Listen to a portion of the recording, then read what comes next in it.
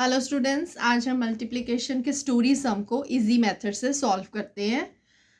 तो हमें first statement दी है, cost of one scooter is 35,780। What will the cost of 100 such scooters.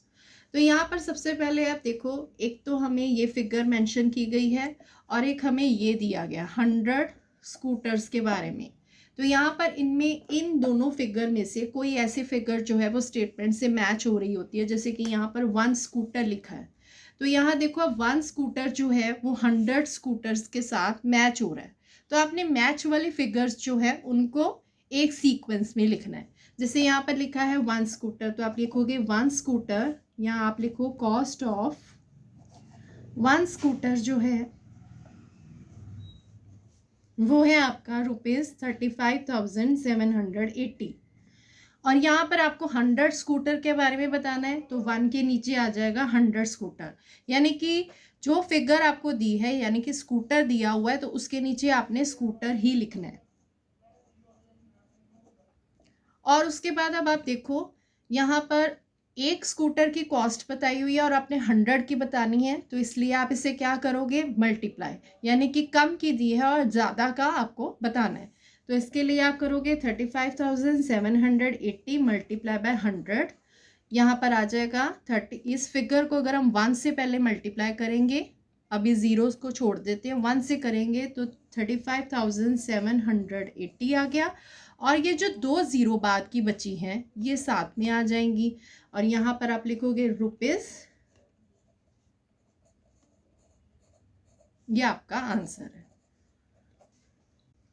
Next statement है, the price of a book is ₹78 and find the price of 475 such books. तो यहाँ पर भी आप देखो, अ बुक लिखा है और यहाँ पर भी 475 बुक्स लिखा है, यानी बुक्स के साथ बुक्स मैच करेंगे।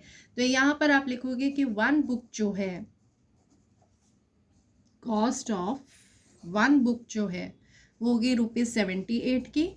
और यहाँ पर बुक्स के नीचे आपने ये बुक्स लिख ली है 475 बुक्स, यानी 475 बुक्स।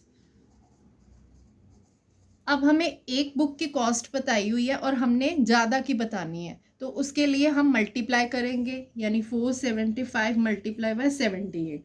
अगर आप इसे इन दोनों को मल्टीप्लाई करोगे, 475 और 78 को अगर आप मल्टीप्लाई करोगे, तो मल्टीप्लाई करने पर आपका आंसर आ जाएगा 37050 रुपीज़।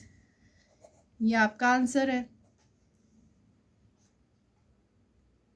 सो नेक्स्ट स्टेटमेंट है, a bus has a seated capacity for 58 students. How much students will travel in 16 such buses of a same capacity? यहाँ पर भी आपको बताया गया है 58 स्टूडेंट के बारे में बात हो रही है और 16 बसेस के बारे में बात हो रही है। तो यहाँ पर मैच होगा अ बस, यानी कि अ का मतलब होता है 1 बस। तो 1 बस में 58 स्टूडेंट्स जो हैं वो बैठ सकते हैं और 16 बसेस में कितने स्टूडेंट्स बैठते होंगे, तो ये हमने इसकी स्टेटमेंट बनानी है। सबसे पहले हम बसेस के साथ बसेस मैच करेंगे, लिखेंगे कि 1 बस में 58 स्टूडेंट्स बैठ सकते हैं, तो 16 बसेस में कितने होंगे।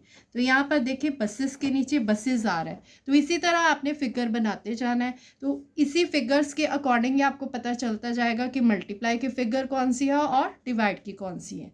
अब आपको कम की बताई हुई है और आपने ज़्यादा की बतानी है, तो इसके लिए भी 16 इंटू 58 कर दोगे।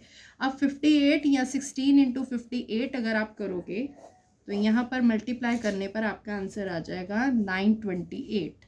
और साथ में आपसे पूछा हाउ मैनी स्टूडेंट्स, तो यहाँ पर आ जाएगा स्टूडेंट्स। ये आपका आंसर। सो नेक्स्ट स्टेटमेंट है, a factory produce 5,376 bulb per month and what will be it's yearly production of bulb. यानी कि एक फैक्ट्री जो है वो पर मंथ में इतने बल्ब प्रोड्यूस करती हैं और आपने बताना है कि ईयर में कितने प्रोड्यूस करती होगी। फर्स्ट वन आप देखें, यहाँ पर बल्ब लिखे हुए हैं और यहाँ पर आपको ईयरली लिखा हुआ है और यहाँ पर आपको मंथ लिखा हुआ है। तो सबसे पहले इनमें कोई भी चीज़ आपस में मैच नहीं हो रही। तो ईयरली लिखा है, तो क्या हम ईयर को मंथ में कन्वर्ट कर सकते हैं? मंथ को हम ईयर में कन्वर्ट अभी नहीं करेंगे। सिर्फ ईयर को मंथ में इजीली से हम कन्वर्ट कर सकते हैं। तो यहाँ पर हम लिखेंगे कि 1 ईयर में 12 मंथ होते हैं, यानी कि ये फिगर जो ईयर थी वो मंथ में कन्वर्ट हो गई। देन अब आप यहाँ पर इनको लिखोगे कि ये भी मंथ हो गए और ये भी मंथ हो गए। देन आप यहाँ पर लिखोगे कि 1 मंथ में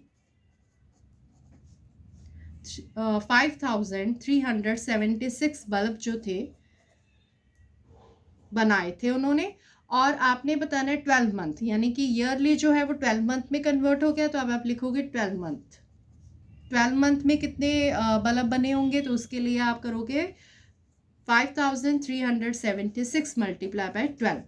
तो जब आप इन्हें मल्टीप्लाई करोगे, मल्टीप्लाई करने पर आपका आंसर यहाँ पर आ जाएगा 64,512 बल्ब्स। ये आपका आंसर है। सो नेक्स्ट स्टेटमेंट है हमारी, how many days in 20 weeks, यानी कि यहाँ पर आपको डेज दिए गए हैं और 20 वीक्स दिए गए हैं, दोनों ही आपस में मैच नहीं हो रहे हैं। अब आप देखो, अगर हम डेज को वीक में कन्वर्ट तो नहीं कर सकते, लेकिन वीक को डेज में कन्वर्ट कर सकते हैं। यानी हम लिखेंगे कि 1 वीक में 7 डेज होते हैं, और यहाँ पर भी उसने हमें डेज ही पूछे हैं, तो यहाँ पर हम बोलेंगे कि 1 वीक में 7 डेज होते हैं और 20 वीक्स में कितने होंगे, तो 20 इंटू 7 कर देंगे। तो 20 इंटू 7 अगर हम करेंगे, 7 0 द 0, 7 2 द 14, यहाँ पर आपका आंसर आ जाएगा 140 डेज। ये हैं आपके आंसर्स। Thank you.